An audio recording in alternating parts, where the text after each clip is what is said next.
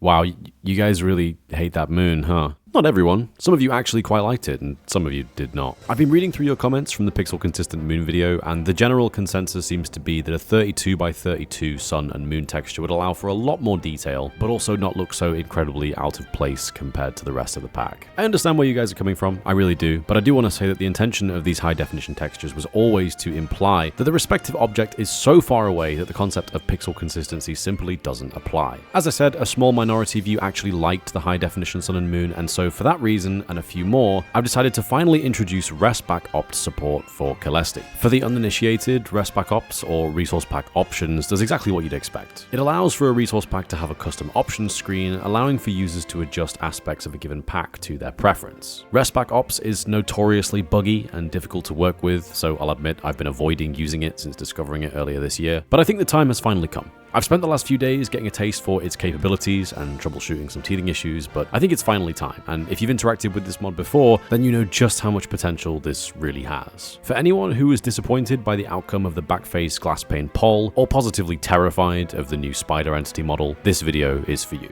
First off though, Suggesti? I cannot remember where this first came up, but someone recommended titling these new pre-update feedback implementation videos Suggesti. Great suggestion. To start off with, I'm going to focus on ResPackOpts, and the first ever optional feature of Celeste will be Celestial variants. For now, there will only be two options, vanilla and realistic. I'd absolutely consider coming back and adding more variants in the future, such as square and circular variants of each, but for now, these much more tame textures will perform better on low-end computers and hopefully look a lot better to you guys too. Would you believe me if I said I was today years old when I learned what anti-aliasing was? Turns out it's a really good way of making jagged things look smooth, and it certainly helped make my low-res sun and moon look a lot less sharp. When you first get update 47, these are the textures you'll be greeted with, but you can still enable the high-definition sun and moon through ResPackOpts. Going forward, I want to make sure that the default option is the one that's typically preferred, and that goes for everything that we make configurable. The result of the glass pane poll won't be used to decide which type of glass is used in Celeste, but will instead dictate the default option. Only with ResPackOpts installed will you have the option to switch out to the backface glass panes, but more on that later. I'm actually really chuffed to have taken the time to learn ResPackOpts, because it's truly going to open up many options for Celeste. You guys remember that experimental netherite material I mentioned in this video? I absolutely love the idea of converting netherite into some abstract magical technology, kinda like the Sheikah tech from Breath of the Wild. But many of you in the comments of that video already mentioned that you'd rather keep netherite familiar. Well, problem solved. I can have fun making weird experimental stuff, and you guys will always have the option to make it more grounded and familiar if you so desire. This could even be extended to features like the Strider, where I've taken a drastically different approach compared to the vanilla style. What do you guys think? Let me know which Celeste features you'd like to see made optional. I'm almost definitely going to do an entire update focused on ResPackOpts at some point in the future. Alright, so sun and moon sorted. What next? Sticking to the theme of ResPackOpts, let's tackle the spiders. Oh my god, I'm so sorry for triggering your arachnophobia. If you absolutely detest the sight of these creatures, then I invite you to check the video chapters and skip this bit altogether. I love all sorts of animals, including insects and arachnids, and I genuinely find spiders quite cute sometimes. I already hinted at a complete redesign for the spider, making them all the more accurate to their real-life counterpart, but update 47 is going to have specifically this design, and I'll come back to it again in the future when I next feel like working on CEM. When that redesign comes around, I'll likely make an arachnophobia-friendly version, but for now, the ResPackOpts configuration will simply allow you to enable or disable Celeste's custom spider. Arachnophobes rejoice. What about the cave spider though? Well, the pane-based legs have not grown on me like I thought they could, so let's just quietly forget that happened, shall we? An issue I ran into towards the end of the spider devlog was actually figuring out the pixel consistency of the cave spider. I always assumed that the cave spider was just half the size of the regular spider, so I was surprised to discover that it was not. I realized after finishing that video that a good way of testing the scale would just be to add an element that was the exact same size as a block. Summon the spider aligned to the exact center of the block it stood on, and then simply adjust the scale until it lined up with the surrounding textures. Introducing Spider Cube.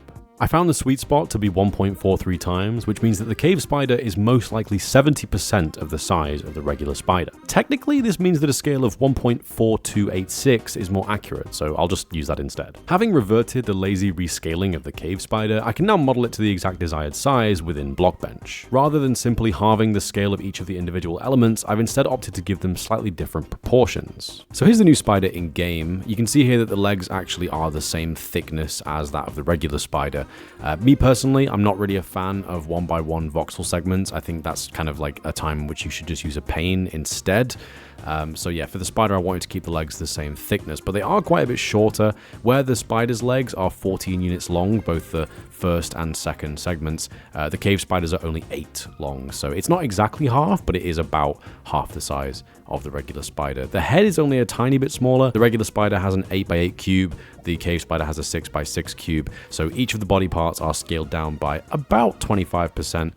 But all in all, I think it looks pretty good. The hitbox is alright as well. It's not as good as that of the regular spider, but honestly, making this thing any more compact is going to start looking a bit bad, so I think this is probably fine. The cave spider also doesn't have any fangs at the end of its chelicerae. I've tried to differentiate them from the regular spider by just simply making them so small that they wouldn't actually be rendered as part of this model.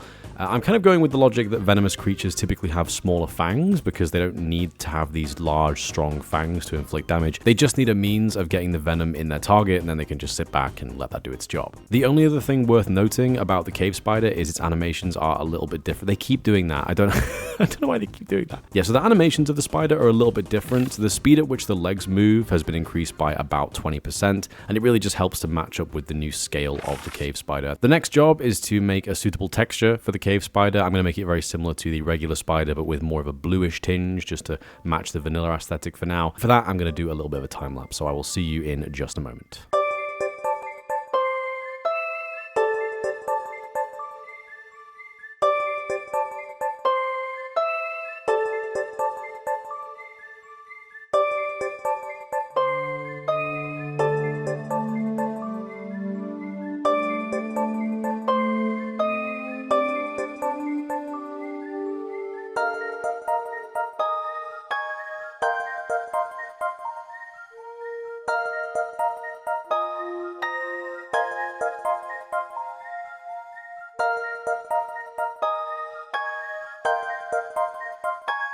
And there it is, the brand new cave spider texture. I actually prefer this one over the original spider texture quite a bit.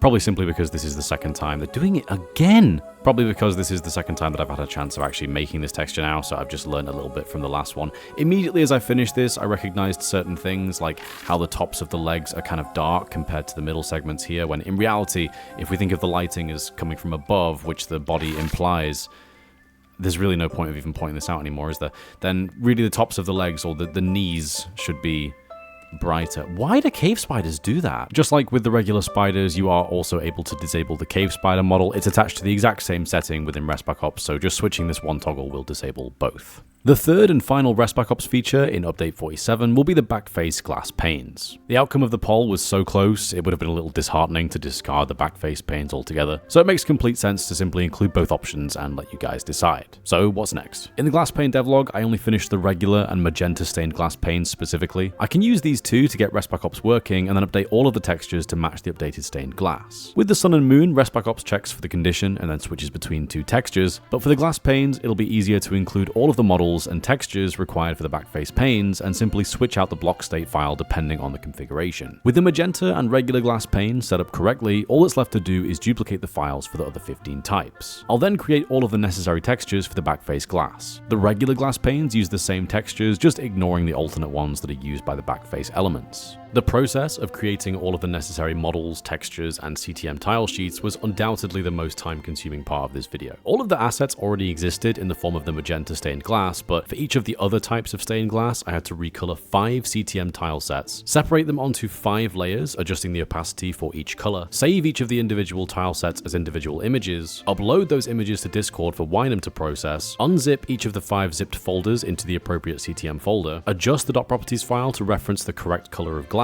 and then manually create the post CTM, which was fine really because each one of these just has 3 textures. I had to do that 15 times. I can't even begin to imagine how much longer that would have taken if not for Winem, so yeah.